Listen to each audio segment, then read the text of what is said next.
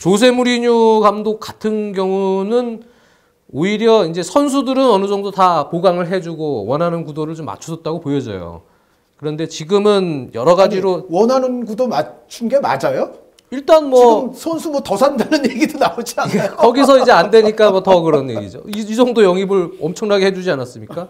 그 상황에서 이제 조세 무리뉴 감독은 뭐 첫 해에 대한 징크스도 있습니다만 2년차 때 뭐 결과를 꽃을 핀다. 꽃을 피는 경우도 있습니다만 지금 조세 무리뉴 감독은 아직은 경기 내용이 초반보다는 나쁘다고 볼 수는 없습니다. 올라는 가고 있어요. 예, 전체적인 경기 템포도 조금씩 올라가고 있고 이제 하나하나 미키타리안도 이제는 조금 중용을 팀에 좀 녹아들게끔 하려는 노력이 보이고 전체적으로 아직 베스트 11 사실 조세 무리뉴 감독 체제의 이 성향은 베스트 11이 어느 정도 갖춰져서 거기서 부분적 로테이션이 되는 구도가 가야 되는데 아직 그 구도까지도 지금 완성이 안 됐어요.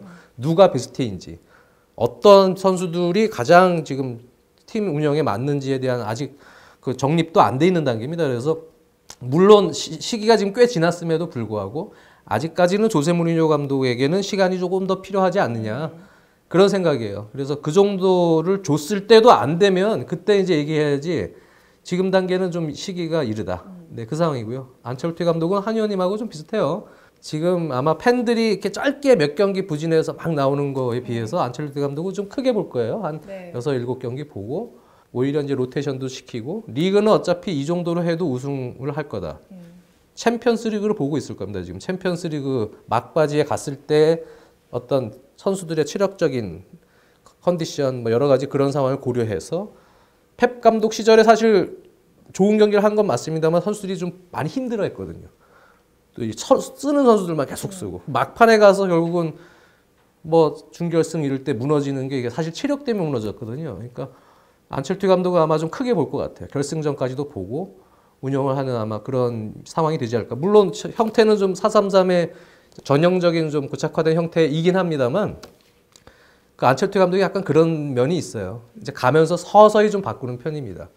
아마 그 시기가 팬들이 생각하는 것보다는 좀 여유가 있을 겁니다. 저는 그렇게 개인적으로 보고 있어요. 그 장 의원님 말씀에 저도 100% 동의는 합니다. 그러니까 세 감독 모두 현실적으로 뭐 당장 뭐 이렇게 되기에는 다 무리가 있고 그 이유들이 다 맞습니다. 그런데 저는 그러니까 어쨌든 장 의원님이 그런 얘기를 해주셨으니까 그럼에도 불구하고 왜 각 팀들에서 지금 그 불만의 목소리는 터져 나오느냐 이제 그 측면만 제가 따로 꼬집어서 얘기를 하자면 일단 안첼로티 감독 같은 경우에는 항상 있는 선수들에 맞는 최적의 전형과 전술을 안첼로티 감독은 서서히 찾아내요. 그러니까 레알 마드리드 때도 그 디마리아 선수의 활용 4-4-2, 4-3-3 하이브리드 이런 게 정말 안첼로티 감독의 어떻게 보면 작품이고 또 그 밀란 시절에도 마찬가지였고요. 첼시 때는 뭐 오래 가지는 못했습니다만 거기서도 여러 포메이션을 이렇게 좀 실험을 해보면서 한 가지 이상의 이제 복수의 포메이션들을 이제 활용을 했었는데 안첼로티 감독은 어디를 가나 그런 어떤 서서히 시행되는 실험 속에 최적의 답안을 찾아내는 감독이기는 합니다. 그런데 바이에른 뮌헨 팬들의 지금의 불만을 제가 만약에 대변을 하자면 이럴 거예요. 그럼 왜 지금 좀 빨리 찾아내라. 사실 이런 이야기가 나오는 것 자체가 워낙 세 팀 다 워낙에 팬층이 두텁고 워낙에 기대치가 높은데 쉽게 얘기하면 그런 거예요. 샤비 알론소가 지금 많이 노쇠화 됐잖아요. 근데 팬들은 지금 한 2-3경기 뛰면 아유 진짜 끝났어. 바꿔. 뭐, 비달러 뭐 얘기가 많을 거예요. 근데 제가 예전부터 안첼로티 감독이 별명도 안보살입니다만 왜 이 감독의 스타일을 보면 팬들이 생각하는 것보다 항상 조금 더 길게 봐요. 그래서 아마 조금 더 볼 겁니다. 그래서 그 상황을 좀 변화를 주긴 줄 거예요. 주는데 이제 그 시점이 팬들을 좀 답답하게 하긴 할 거예요. 근데 그 시점을 넘기면 상당히 안정적인 구도로 가는 패턴을 또 구사를 해왔기 때문에 아마도 그 시점이 언제가 될지 모르겠어요. 근데 그 시점에서 그 단계에서 토너먼트에서 떨어질 수도 물론 있습니다. 네, 그렇게 되면 좀 문제들이 생기겠죠. 당장 올 시즌에 팬들 사이에서 성과가 없으면. 네. 근데 아마 조금 더 안첼로티 감독은 좀 지켜봐야 된다라고 저는 제 개인적으로 생각이 들어요. 그러니까 지금 그거를 이제 지금 좀 바꿔봐라 이런 얘기를 바이에른 팬들이 하는 것은 안첼로티 감독이 현재로서는 바이에른에서 보여주는 색깔이 확실치가 않아요.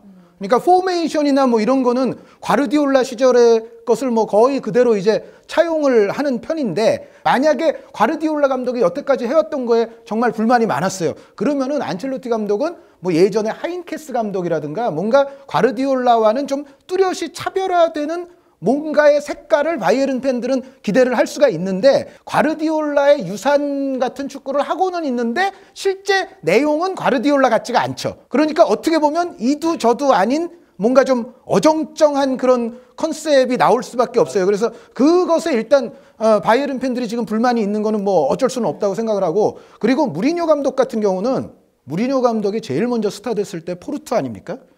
좀 그 시절로 여러 가지 마인드나 이런 거를 조금 돌이켜 가야 되지 않나. 그러니까 그 무리뉴 감독이 처음 여러 가지 독설들이 있습니다만, 제 기억에 가장 오래된 독설 중에 하나는 포르투는 맨체스터 유나이티드보다 10분의 1밖에 안 되는 예산으로 싸운다. 그러나 우리는 맨체스터 유나이티드를 무너뜨렸다. 네, 제가 갖고 왔어요. 그런 나도 게 있어요? 퍼거슨의 말에 동의한다. 돈으로 챔피언이 될 수 없고 승리를 보장받을 수 없다. 난 메뉴의 10% 예산이 포르투를 이끌고 메뉴를 박살냈다.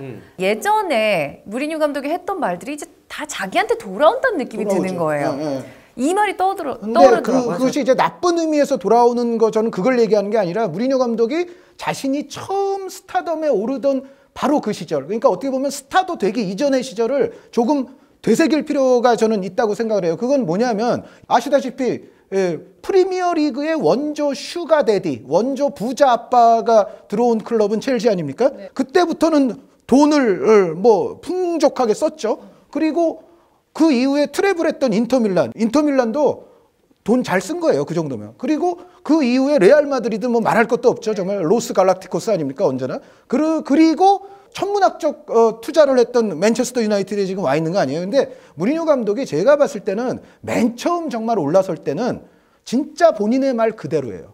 진짜 물론 이후에 뭐 데코 선수라든가 카르발류 선수라든가 뭐 빅리그 빅클럽 간 선수들이 여러 나중에는 그 포르투에서 배출이 되기는 하지만은, 그런 멤버를 가지고서도 최대치의 어떤 팀 능력을 이끌어낸 사람이 무리뉴 감독이거든요. 근데 그 이후의 행보들에서는 사실은 헝그리함 속에서 극대화를 시키는 뭔가 그런 기술, 그런 것들이 제가 봤을 때는 조금씩 좀 약화된 측면이 없지 않아 있어요. 그래서 제가 무리뉴 감독이 원래 스타가 됐던 그 역량과 그 기술은 그렇게 하지 않고 잘할 수 있는 감독이기 때문에 우리는 무리뉴 감독을 평가를 한 거고, 정말 감독계에 뭐 새바람을 일으켰고 2000년대 이후에 어떤 감독 패러다임에 분명히 영향을 준 인물인 거는 맞거든요. 그런데 그 당시를 좀 되돌아가면 지금 이 상태에서도 팀을 지금보다는 조금 더 낮게 만들 수 있었어야 되지 않느냐는 것이 사실은 맨체스터 유나이티드 팬들의